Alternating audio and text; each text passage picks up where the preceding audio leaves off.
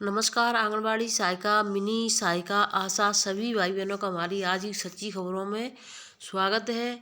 तो आज कई बहनों आदेश लगे हुए हैं, तो वीडियो को पूरा देखें और लास्ट तक बनी रहें। तो देखिए, सबसे पहले मैं आपको दिखाना चाहूँगी और आज मैं आपको एक और आदेश दिखाना चाहूँगी। जो वीडियो डालूंगी मैं, वो वीडियो वायरल हो रही है कि आंगनबाड़ी और समूह के बीच में क्या तालमेल बन जाता है। तो वो वीडियो वायरल हो रही है, तो मैं उस वीडियो को डालूंगी। उस पर देखना कहाँ से हैं बहनें और क्या ये सत्य है जो बहनें कह रही हैं। तो आप वीडियो को पूरा देखें और कमेंट में हमें अवश्य बताएं। अब देखिए, निर्वाचन राष्ट्रीयकरण अधिकारी 295 महनौन विधानसभा दिनांक 3 अप्रैल का निकला हुआ आदेश है। बहनें सोच रही होंगी कि हमें क्यों बता रही निर्वाचन के बारे में। तो बहनों, इसमें आपका नाम आ चुका है, इसलिए मैं आपको इसकी जानकारी देना चाहती हूँ। लोकसभा सामान्य निर्वाचन 2024 को दृष्टिगत जिला निर्वाचन अधिकारी गोंडा के आदेश के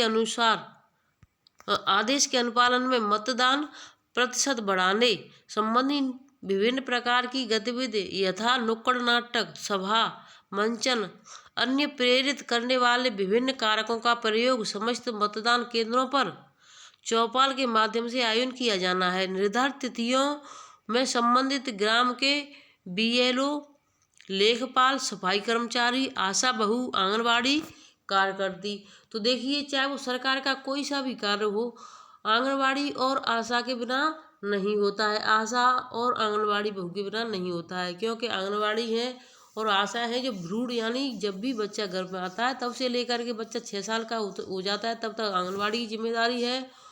और गर्भ में आते ही बच्चा पैदा नहीं हो जाता, उसके टीका पूरे नहीं हो जाते तब तक उसकी जिम्मेदारी आशा की। अब देखिए, आज यानी 10 तारीख हो चुकी है। तो बहनों, आज से आपका नया कार्य शुरू हो चुका है। 10 तक अभियान चलेगा, 10 अप्रैल से 30 अप्रैल तक। तो इसको भी आपको ध्यान में रखते हुए ये भी कार्य करवाने हैं आशा के साथ। तो रोजगार सेवक, पंचायती राज सहायक, विकास अधिकारी, कोटेदार एवं ग्राम पंचायत के प्रधान के शहरी बूथ में नगर निकाय में सभी उपस्थित रहकर मतदान जागरूकता कार्यक्रम का संचालन करेंगे। मतदान केंद्रों पर चौपाल नाटक, तहसीलदार खड़गपुर, नायक तहसीलदार थानेपुर की ड्यूटी नोडल अधिकारी के रूप में तत्काल प्रभाव से संलग्न सूची के अनुसार लगाई जाती है। तो देखिए, ये निकल चुका है कि इसमें सभी को ड्यूटी लग चुकी है और डेट भी दी गई किस डेट में कार्यक्रम करने हैं। तो ये भी डेट भी वहाँ देख लें, नहीं तो देखिए, मैं इसमें देख रही हूँ, अगर डेट होगी तो मैं आपको बता देती हूँ। निर्वाचन राष्ट्रीयकरण अधिकारी विधानसभा मैन होन। तो देखिए, इस मैन होन अब इस तरीके से आ चुका है। अब देखिए, दूसरा आदेश निकलिए 28 मार्च का है, ये मध्य प्रदेश का है। तो मध्य प्रदेश में भी इसी तरीके से निकाला गया है आदेश। मध्य प्रदेश में भी इसी तरीके से, यानी सभी राज्यों में अब मतदान लोकसभा चुनाव होने जा रहा है। तो लोकसभा चुनाव के देखते हुए अब इसमें देखिए क्या है, लोकसभा सामान्य निर्वाचन आंगनबाड़ी कार्यकर्ती सहायिकाओं एवं अतिथि शिक्षकों को विशेष पुलिस अधिकारी के रूप में नियुक्त करने के संबंध में। तो देखिए, इसमें नियुक्त करने के संबंध में आदेश दिया गया है कि यानी इनको अतिथि बनाकर महिलाओं को, आंगनबाड़ी और सहायिकाओं को पुलिस में कार्य करने होंगे। ये मैंने आपको कल या परसों में वीडियो डाल दिया, तो उसको जा कर के देख लें। इनकी ट्रेनिंग चलनी है, तो एक एक दिन की इनकी ट्रेनिंग होगी। अब देखिए, दूसरा आदेश है 9 अप्रैल का, यानी कल का निकला हुआ, निदेशक का है।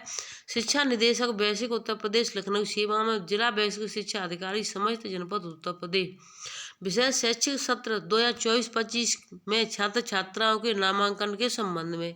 तो यानी जो अप्रैल का महीना चल रहा है, तो अब इसमें छात्र छात्राओं के नामांकन होंगे। तो बहनों, इसमें हमें भी अब नामांकन करने हैं। जैसे जो बच्चा 3 साल का हो गया हमारे पोस्टर टैगर पर, तो उसको अब नामांकन यानी 3 से 6 साल में वो अपने आप चला जाएगा पोस्टर टैगर पर। लेकिन रजिस्टर पर हमें एंट्री करनी है, जो हर महीने करनी होगी 3 साल के लिए। क्योंकि पहले हम जब भी राशन देंगे, 1 महीने बाद राशन आता है, तो राशन मिलता है तब करते हैं 7 माह से 3 वर्ष का।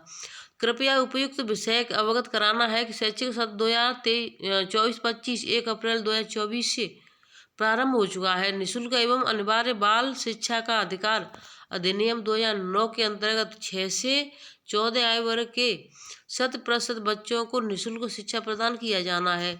आपको निर्देशित किया जाता है कि छात्र छात्राओं के नामांकन में निम्नलिखित प्रक्रिया का अनुपालन किया जाए। कक्षा 1 में ऐसे छात्र छात्राओं का नामांकन किया जाए जिनकी आयु 1 अप्रैल 2024 को 6 वर्ष पूर्ण हो चुकी हो। 6 वर्ष से कम आयु के बच्चों का नामांकन किसी भी दशा में न किया जाए। 6 वर्ष से कम आयु के बच्चों का नामांकन बाल वाटिका में कराया जाए, यानी आंगनबाड़ी केंद्र में कराया जाएगा।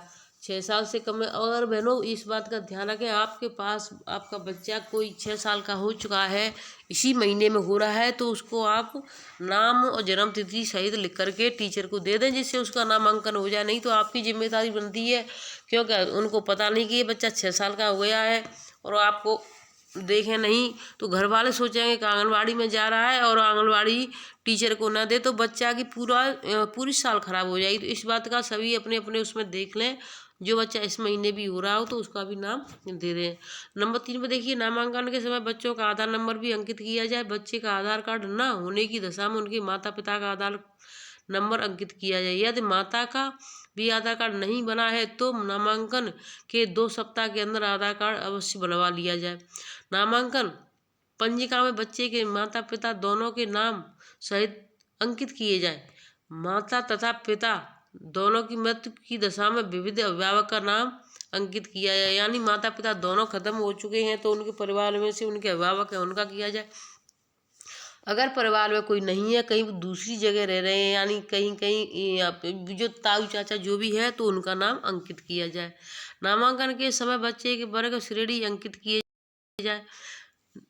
उक्त अनुसार कार्रवाई करते हुए जनपद के अवस्थित परिषदीय सहायता प्राप्त एवं मान्यता प्राप्त प्राथमिक एवं उच्च प्राथमिक विद्यालयों के नामांकित छात्र छात्राओं की संख्या निम्नलिखित समय सीमा के अंदर गूगल फॉर्म इस पर यानी भर के उपलब्ध कराना सुनिश्चित करें। सूचना देने की समय अवधि देखिए, तो दिनांक 1 से 8 अप्रैल तक नामांकित छात्र छात्राओं की सूचना दिनांक 9 से 10 तक उपलब्ध कराएं, यानी 8 तक उनको नामांकित करने हैं, लेकिन 9-10 में यानी कल और आज 10 में उन्हें देनी है रिपोर्ट। इसी तरीके से 8 से 13 अप्रैल तक जो नामांकित करेंगे सूचना उनको 14 से 16 तक देने हैं। जिनकी 15 से 20 अप्रैल तक नामांकित करेंगे छात्र छात्राओं को उनकी 21 से 23 तक देनी है। और जिन बच्चों की 22 से 30 अप्रैल तक नामांकित करेंगे उनको 1 से 3 मई तक उपलब्ध कराएंगे। प्रताप सिंह बघेल, शिक्षा निदेशक, बेसिक, उत्तर प्रदेश, लखनऊ। अब मैं आपको दूसरे आदेश की तरफ ले चलती हूँ, तो बहनों लास्ट तक बनी रहें। इसमें आंगनबाड़ी बहनों के लिए बहुत ज़रूरी सूचना है। जिन बहनों ने कल यानी कि क्या करना था, कल यानी कि हैंड वॉश डे का ये था कि हैंड वॉश डे मनाना था अपने केंद्र पर, और रजिस्टर में भी करना लिखना था, उस पर हस्ताक्षर भी करवाने थे जो भी लाभार्थी आते हैं, और पोस्टर ट्रैकर पर भी चढ़ाना था। जिन भाई बहनों ने पोस्टर ट्रैकर पर कल नहीं चढ़ाया है तो बैक डेट में आज यानी कल की डेट में ही चढ़ा दें और अपना कार्य समय से पूरा कर लें, क्योंकि इससे पैसे कट जाते हैं अगर एक सामुदायिक गतिविधि नहीं भरते हैं तो इन चीज़ों का आप सभी भाई बहन विशेष ध्यान रखें। पहले इसको में दिखा देते ही आंगनबाड़ी कार्यकर्ताओं ने निकाली जागरूकता रैली। ये मथुरा में जागरूकता रैली निकाली है, किस लिए निकाली है? अप्रैल को होने वाले मतदान में मतदाताओं की जागरूकता करने के लिए आंगनबाड़ी कार्यकर्ताओं ने जन जागरूकता रैली निकाली। सभी विकास खंडों में रैली लेकर निकली आंगनबाड़ी कार्यकर्ताओं ने मतदाताओं से मताधिकार का प्रयोग करने की अपील की है। जिला कार्यक्रम अधिकारी बुद्धि मिश्रा ने बताया कि देहात के सभी 10 विकास खंडों में सीडीपीओ के नेतृत्व में रैली निकाली गई। शहर क्षेत्र में कंकाली मंदिर से रैली निकाली गई। Rally Prakash Nagar, professor colony समेत अन्य इलाकों में भ्रमण करते हुए कंकाली मंदिर पर आकर समाप्त हुई। तो देखिए हर जगह अब ये रैली निकलेगी जागरूकता अभियान की, यानी अपना अपना वोट करें। इसलिए तो बहनों के लिए तो कुछ नहीं होने जाना है। इसलिए इसी तरीके की अगर आंगनबाड़ी बहनें रैली निकाल दी हैं तो उसका कोई कहीं ऐसा नहीं करता है कि उसको जागरूकता की तरह यानी फैलाएं कि बहनों का मानदेय बढ़ा दिया जाए बहनों को, या फिर उनको यानी कि पूरे जो कार्य करती हैं तो उसका पैसा बढ़ा दिया जाए, यानी मानदेय की बजाय उनको वेतन कर दिया जाए, या फिर कुछ आप वेतन नहीं करें तो कम से कम 18,000 कर दिया, तब भी हमारी बहनों का कुछ हो सके। तो ऐसा सरकार नहीं कर रही है, इसके लिए कोई जागरूकता रैली नहीं निकाली जाती है। लेकिन जो सरकार के कार्य होते हैं उनके लिए जागरूकता रैली निकालनी पड़ती है, वो भी आंगनबाड़ी बहनों को ही, और कोई भी नहीं निकालता इस चीज़ के लिए। तो देखिए कल यानी कि समूह की महिलाओं ने सीडीपीओ तरवा का किया घेराव। सीडीपीओ का मोबाइल नंबर बंद हो रहा था। ये 8 अप्रैल यानी 8 अप्रैल पर निकला हुआ है, ये 8 अप्रैल की ही बात है। अब इसमें क्या क्या इन्होंने कहा है अपने मुंह से, देखिए ये आपको दिखाई दे रही है कि यानी कि मीडिया के सामने है। तो मीडिया में जो इन्होंने जो भी बातें कही हैं वो हम आपको वीडियो में दिखाएंगे, तो सभी बहनें वीडियो में देख लें। समूह की महिला भी हैं और आंगनबाड़ी भी हैं, आपस में दोनों में बहुत बहस हुई और क्या एक दूसरे पर आरोप लगा रही हैं, ये भी आप सभी बहनें देखें। ये आजमगढ़ की खबर है। तरवा विकास खंड के समूह की महिलाओं ने आज सीडीपीओ ऑफिस का किया घेराव। सीडीपीओ साहब मोबाइल बंद कर हुए फरार। आपको बताते चले कि आज सैकड़ों की संख्या में समूह की महिलाओं ने सीडीपीओ ऑफिस का घेराव किया और राशन वितरण में धांधली का आरोप लगाया। महिलाओं ने आरोप लगाया कि हम लोग हर महीने राशन को आंगनबाड़ी को रिसीव कराते हैं, लेकिन राशन का वितरण हर महीने नहीं होता और राशन का बंदरबांट किया जा रहा है। जब इस प्रकरण पर सीडीपीओ साहब से बात हुई तो वह भी इसका कुछ स्पष्ट नहीं जवाब दे सके और समूह की महिलाओं ने जब उनसे बात करने की कोशिश की तो अपने कक्ष से उठकर मोबाइल बंद कर फरार हो गए। अब मोदी सरकार में और योगी सरकार में यह कैसा घपला हो रहा है, यह तो समझ से परे है। जहां यह सरकार दावा करती है कि हम भ्रष्ट अधिकारियों को शिकंजे में कसेंगे, लेकिन जनता की राशन पर अधिकारी और कर्मचारी मिलकर कैसे डकैती डाल रहे हैं, यह तो समझ से परे है। सीडीपीओ साहब से कई बार बात करने की कोशिश की गई।